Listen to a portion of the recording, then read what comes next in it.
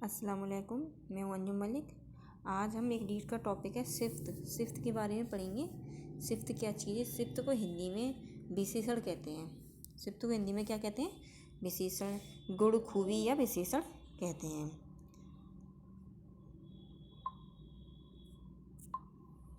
किसी चीज़ सिफ्त किसे कहेंगे?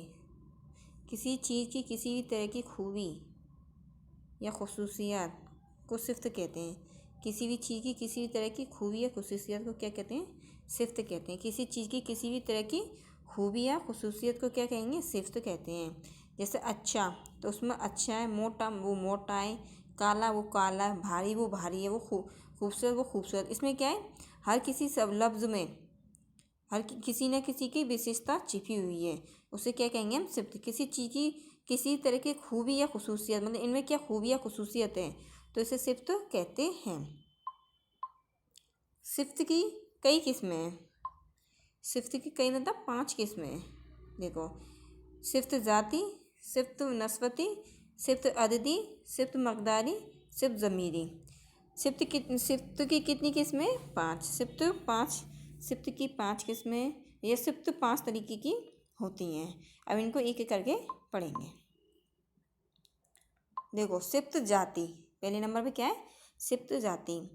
किसी चीज़ की अंदरूनी खूबी या खुसूसियत मालूम हो, किसी चीज़ की अंदरूनी खूबी या खुसूसियत मालूम हो, उसे सिफ्त जाती कहते हैं। किसी भी चीज़ की मतलब किसी भी इंसान की अंदरूनी खूबी या अंदरूनी खुसूसियत, इंसान की किसी भी चीज़ की अंदरूनी खूबी या खुसूसियत मालूम हो, उसे हम सिफ्त जाती कहते हैं। जैसे चालाक, कहते हैं ना कि वो बहुत चालाक है, वो जैसे बंदर बहुत चालाक है, इंसान बहुत चालाक है। ये क्या है? अंदरूनी खूबी है, ये अंदर की खूबी है, ये दिखती नहीं है। बेवकूफ़, तो कहते हैं ना वो बहुत बेवकूफ़ है, तो ये बेवकूफ़ी खूबी कौन सी है? अंदरूनी।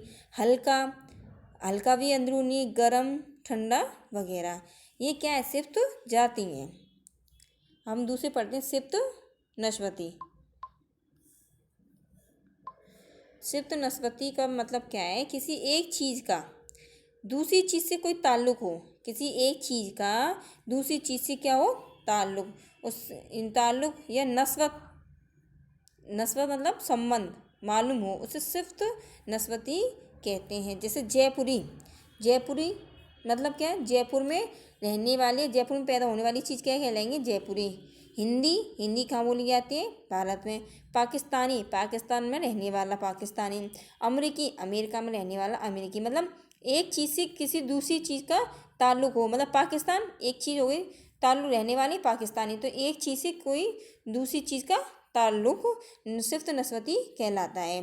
तीसरा, सिफ्त अददी। सिफ्त अददी क्या है? देखो,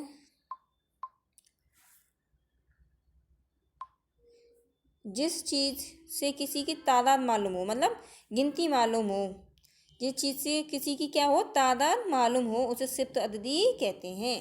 उसे क्या कहते हैं? सिफ्त अददी कहते हैं। मिसाल के तौर पर 1, 2, कुछ चंद, वाच, 1, 2, 3, 4, 5, कुछ, थोड़ा, ये क्या इनकी तादाद मालूम हो, उसे क्या कहेंगे हम? सिफ्त अददी कहेंगे। अब ये चौथा है, सिफ्त मकदारी। सिफ्त मकदारी, जिससे किसी चीज़ का वज़न या नाप, मतलब जिससे किसी चीज़ का वज़न या नाप वगैरह का पता चले, उसे सिफ्त मकदारी कहते हैं। जैसे 5 किलो, तो वज़न 5 किलो, नाप 3 मीटर, तो वज़न इसमें 3 हो गया, मीटर इसमें नाप हो गया। 10, तो इसमें 10 वज़न हो गया, ग्राम इसमें नाप हो गया। ठीक है, सिफ्त मकदारी कहते हैं।